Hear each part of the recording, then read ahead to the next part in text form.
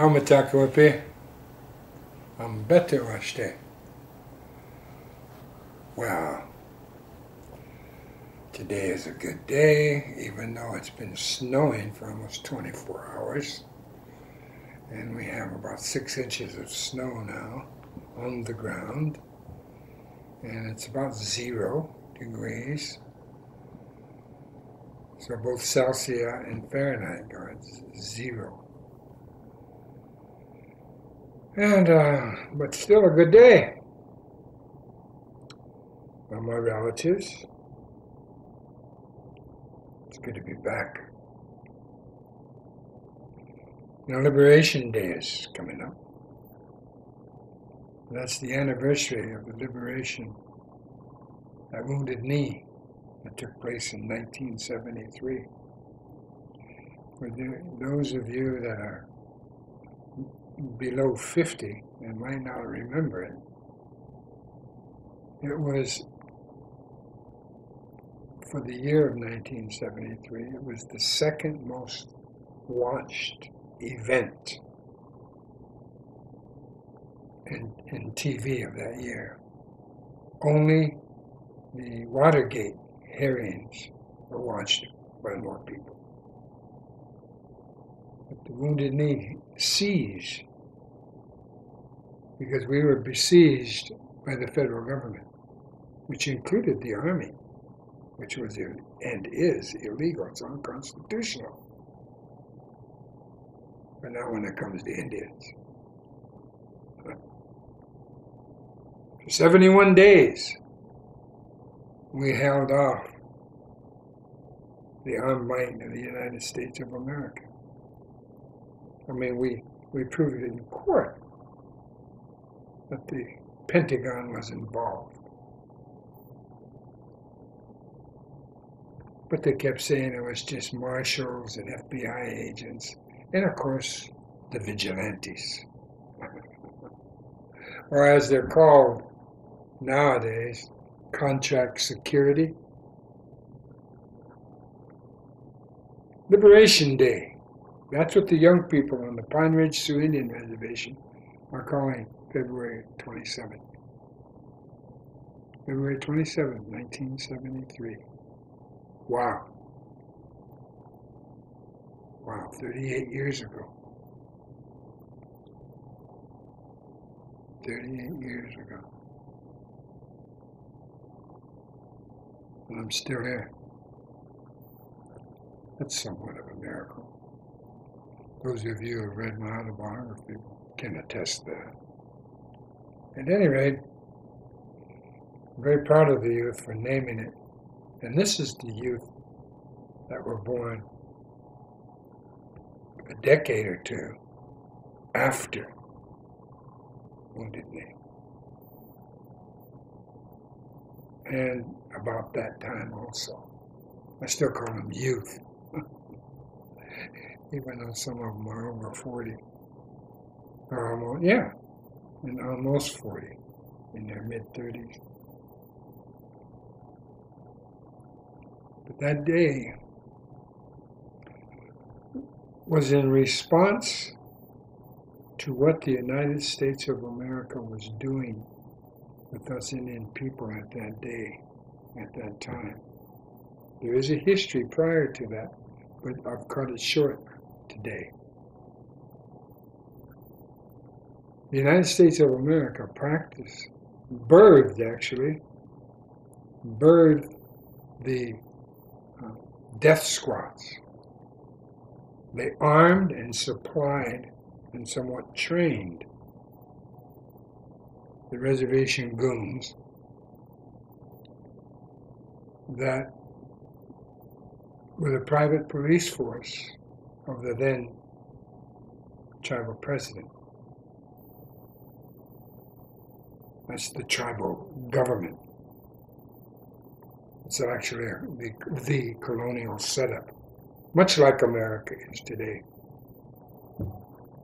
where you're afraid of being arrested for the slightest wrong, perceived wrong.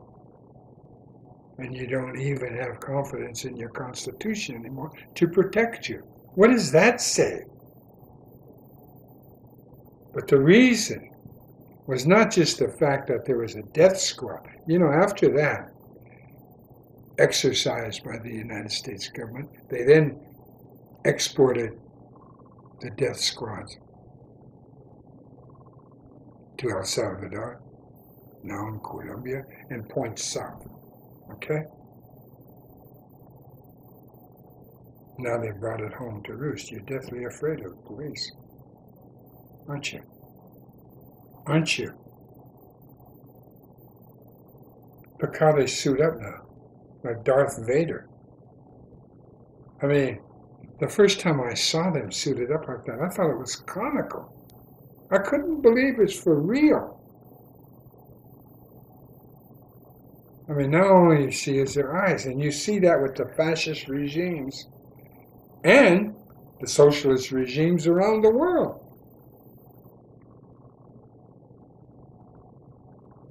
Funny you don't see that in China. That is funny. There's such a police state, everyone, policemen don't care. Wow. So Liberation Day to us Oglala Lakotas and to all of those Indian people who have died left and right since then that were participating. Over 1,000 Indian people came in. The VVAW, Vietnam Veterans Against the War, they were in there with us because Wounded Knee is like a bowl. And the feds were just like on our ancestors in 1890.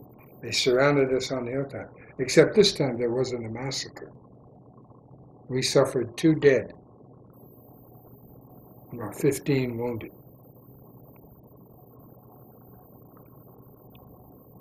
And the feds, I believe one was shot by a vigilante or contract person, and then the FBI, Marshall was paralyzed from the waist down by a shot.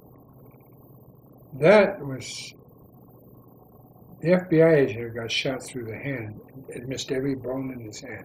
Get that. Nothing happened to him, I know. He was on trial. I mean, he testified against Dennis Banks and myself in the AIM leadership trials. They call it the Wounded Knee leadership trial. But Liberation Day, we were tired of the puppet tribal governments,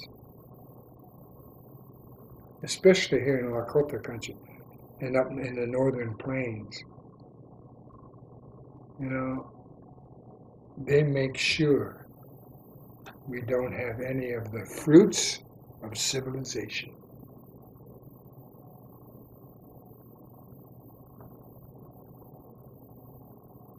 I think they're liable for that, you know, not allowing us the fruits of civilization. But there wasn't any liberation that was ongoing. For 71 days, we walked in freedom. We walked in freedom. Even though the feds were firing 50 calibers in on us. And the press that was inside with us, the news media, they can attest to that. They were there. They saw it. They witnessed it. They filmed it. Film, not videotape. Back in those days, that was before videotape. So we had, you know, we didn't think we were coming out alive. I mean, you should have seen those tracer bullets. And they didn't care that all three made, there was only 3 TV networks at the time. No such thing as satellite or cable. That was non-existent in 1973. Just 3 networks, ABC, CBS, and NBC. They had crews with their RVs inside. Yes, in 1973, they had RVs then. Anyway, they drove them in, and they had crews with them, and they filmed our struggle. After 71 days, we once again believed the white man, just like our ancestors. And we signed an agreement, albeit another treaty.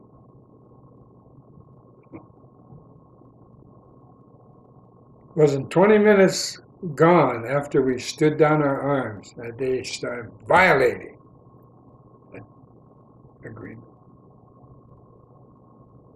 They violated every provision of that agreement, except one. They promised the White House would meet with us. Well, their GS-16s, the lowest ranked people in the White House, working in the White House, I guess the lowest of the low, were sent out to meet with the primitive Indians. I was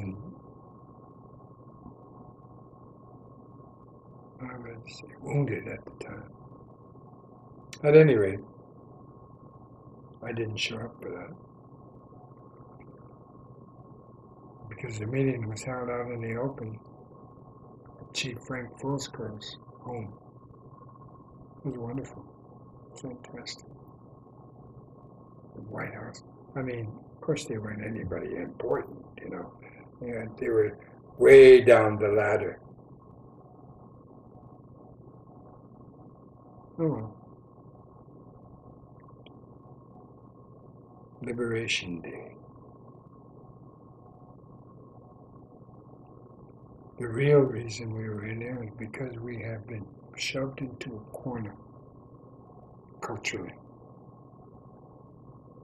And like any natural animal, when you're cornered, you'll fight by any means necessary.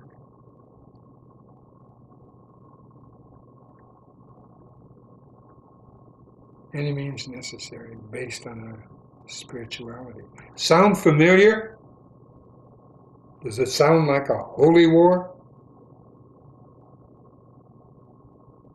Well, we believe that the patriarchal society is conducting a holy war against our grandmother the earth and all of her children. Because he believes, through his religions and all his other structures, as we've talked about before,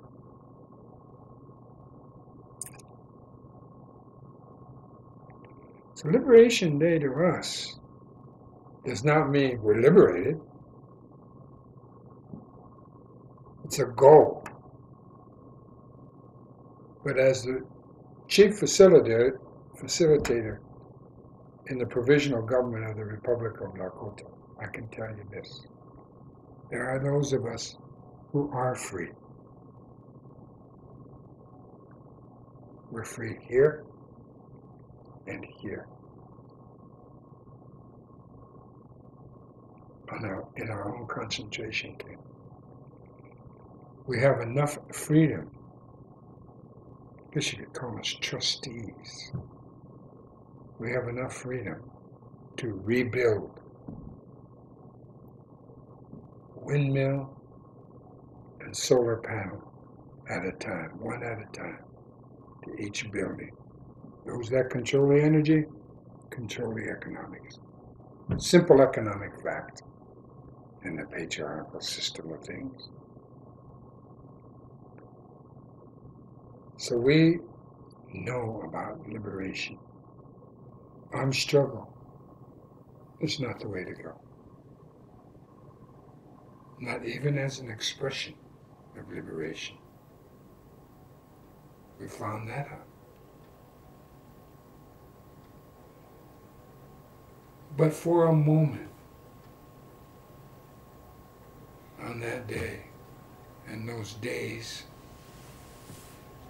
of the 71, it was a walk in freedom. You can't replace that.